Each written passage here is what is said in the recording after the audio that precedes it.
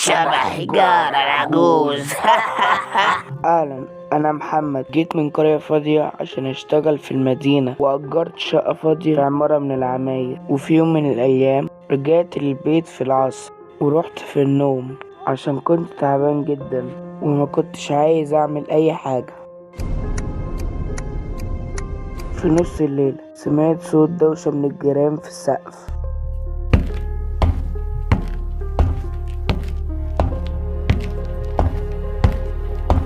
حطيت المخدة على راسي ورحت في نوم جامد. في اليوم اللي بعده سمعت الدوشة تاني، وفي الصبح قررت اطلع الدور التاني واقول للجيران يبطلوا يعملوا دوشة مرة تانية في الليل. طلعت الدور اللي فوقية وخبطت على الباب.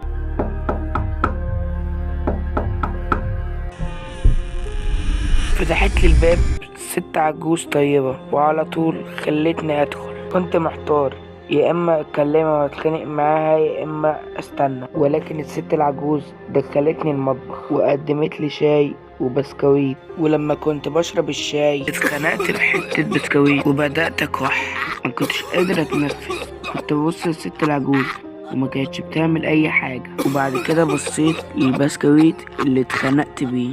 ضربت صدري جامد، اخدت نفس جامد واعتذرت من الست وقلت معلش لازم ارجع. وانا نازل على السلالم افتكرت اني نسيت اقول لها على الدوشة اللي بتحصل في نص الليل. في الساعة 3 بالليل حصلت الدوشة تاني. طلعت السلالم وخبطت على الباب عشان اقول لها تبطل الجنون ده. خبطت على الباب 3 مرات ومفيش حد فتح الباب. بعد ثواني فتح صاحب الشقة اللي قدام شقة العجوز بابه وبصلي قايل ليه بتعمل كل الدوشة دي؟ انا جاركم، ساكن في شقة من الشقق في الدور اللي تحتيك، وصاحبة الشقة دي ما بتسيبنيش انام. بتضرب السقف وبتعمل اصوات مزعجة بالليل. هو انت مجنون؟ الشقة دي مأجورة من وقت طويل، صاحبتها ماتت من 8 سنين. بيتقال انها اختنقت بحتة بسكويت لما كانت بتشرب الشاي. مفيش حد عايش هنا.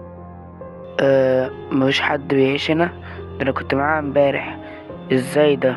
انا اسف همشي. كل المؤجرين بيقولوا نفس الحكاية، كلهم اتصابوا بالجنون. انتوا مجانين. قررت اني اخرج واقعد على الكرسي اللي قدام شباكها. ما كنتش عايز انام وكنت مرعوب اني ارجع البيت. ما كانش فيه نور في الشقة. من الواضح ان مفيش حد بيهتم بيها، وهي كبيرة في السن عشان كده كانت الشبابيك مقفولة.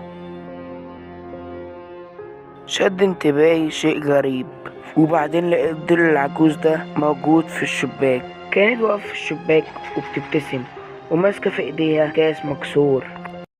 اساطيري، ما تنسوش تشتركوا في القناة وتفعلوا زر الجرس عشان يوصلكوا بإشعار بكل فيديو جديد انا بنزله.